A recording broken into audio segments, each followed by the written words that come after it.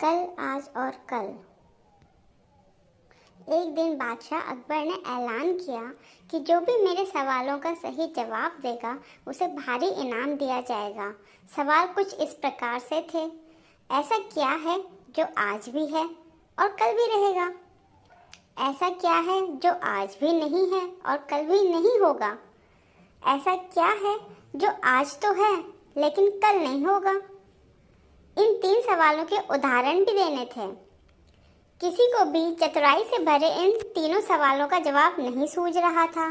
तभी बीरबल बोला, हुजूर, आपके सवालों का जवाब मैं दे सकता हूँ, लेकिन इसके लिए आपको मेरे साथ शहर का दौरा करना होगा, तभी आपके सवाल सही ढंग से हल हो पाएंगे। अकबर और बीरबल ने वेश बदला और सूफियों का बाना पहनकर निकल पड़े। कुछ ही देर बाद वे बाजार में खड़े थे। फिर दोनों एक दुकान में घुस गए। बीरबल ने दुकानदार से कहा, हमें बच्चों की पढ़ाई के लिए मदरसा बनाना है, तुम हमें इसके लिए 1000 रुपए दे दो। जब दुकानदार ने अपने मुनीम से कहा कि इन्हें 1000 रुपए दे दो, तो बीरबल बोला, जब मैं तुमसे रुपए ले रहा होऊंगा तो तुम्हारे सिर पर जूता मारूंगा। हर एक रुपए के पीछे एक जूता पड़ेगा। बोलो, तैयार हो? यह सुनते ही दुकानदार के नौकर का पारा चढ़ गया और वह बीरबल से 2-2 हाथ करने आगे बढ़ गया। लेकिन दुकानदार ने नौकर को शांत कराते हुए कहा, मैं तैयार हूँ, लेकिन मेरी एक शर्त है। मुझे विश्वास दिलाना होगा कि मेरा पैसा इसी नेक काम पर खर्च होगा। ऐसा कहते हुए दुकानदार ने सिर झुका दिया और बीरबल से बोला कि जूता मारना शुरू करें। तब बीरबल व अकबर बिना कुछ कहे सुने दुकान से बाहर निकल आए। दोनों चुपचाप चले जा रहे थे कि तभी बीरबल ने मौन तोड़ा।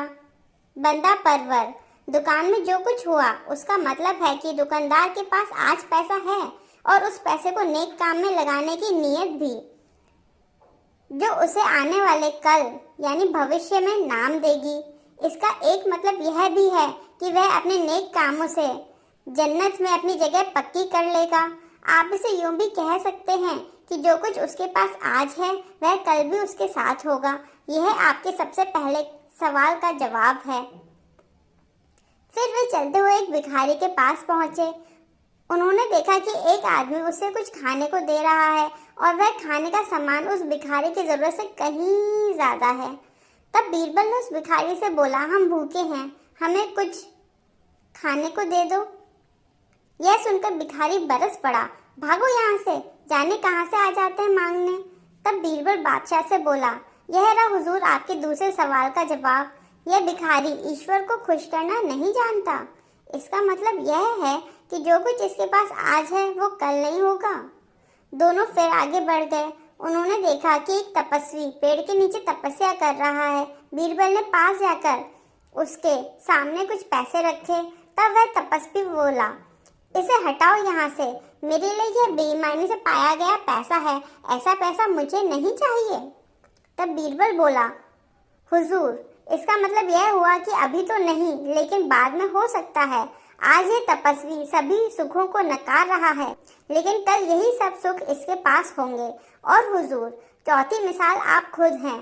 पिछले जन्म में आपने शुभ कर्म किए, जो यह जीवन आप शान और शौकत के साथ बिता रहे हैं। किसी चीज की कोई कमी नहीं। यदि आपने इसी तरह ईमानदारी और न्यायप्रियता से राज करना जारी रखा तो कोई कारण नहीं कि यह सब कुछ कल भी आपके पास ना हो। लेकिन यह ना भूलें कि यदि आप राह भटक गए तो कुछ साथ नहीं रहेगा। अपने सवालों के बुद्धिमत्तापूर्ण चतुराई भरे जवाब सुनकर बादशाह अकबर बेहद खुश हुए।